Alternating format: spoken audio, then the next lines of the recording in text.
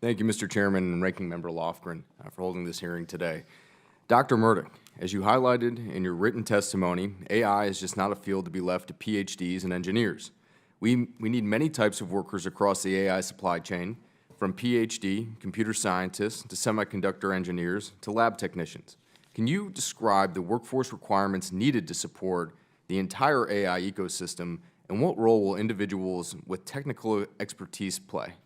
No, this is a great question, and I will try to be brief because it's such a fascinating conversation. When you look at the AI workforce, it's super easy to get fixated on your PhD folks, and I think that was a big mistake.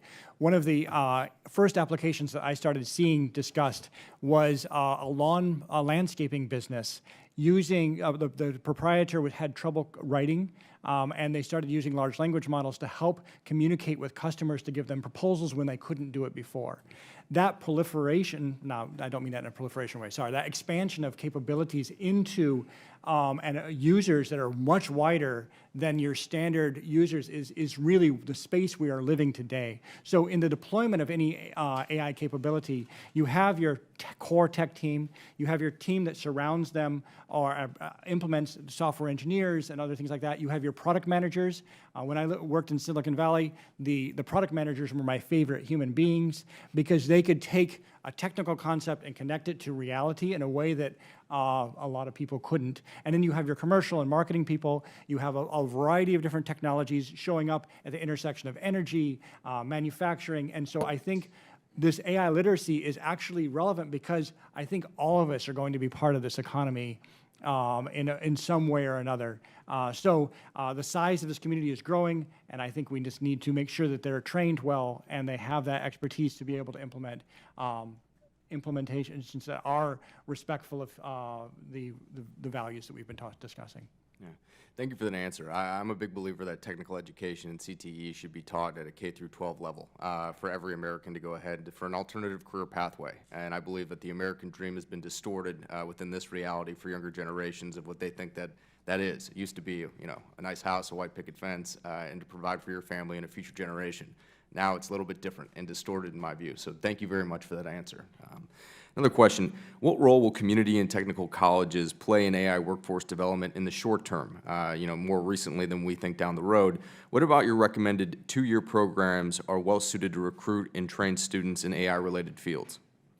I'm a product of the California community college system, so I can comment on that. So I feel like the emphasis in the community college system right now, or at least what I experienced back in the late 90s, was two things, was preparation for transfer into a 4-year institution and vocational skills to enter into a existing kind of technical workforce.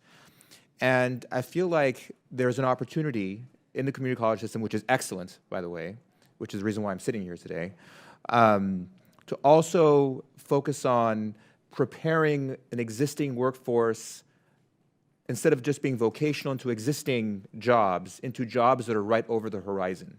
So in the middle, in between the kind of get ready to become a mechanic to get ready to transfer to UC Berkeley, in between those two things, there are jobs that are going to be evolving as a result of AI. Therefore, upskilling you as an existing worker to these new jobs that will be emerging in the next couple of years.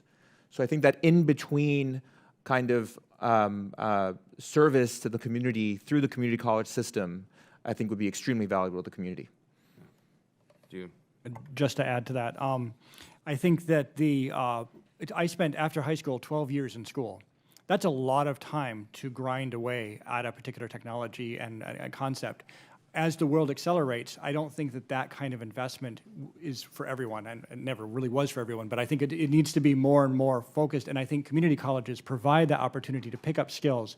Maybe you graduated as an English major, and now you're like, wait, I'd like to do data science, and that kind of environment of quick training, picking up the skills, stacking up certifications so that you can actually use that is a perfect venue for community colleges to be able to execute rapid training and that adaptation that's necessary in a very quick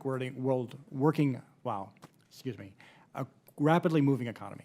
If I may add quickly, at our generative AI red teaming event, we're working with, funded by the Knight Foundation, working with Seed AI to bring hundreds of community college students from around America to hack these models. So I absolutely support your endeavors. Nice. Well, thank you all very much. Thank you, Mr. Chairman. And I have a few more questions I'm going to enter into the record, but thank you very much. This is a joy.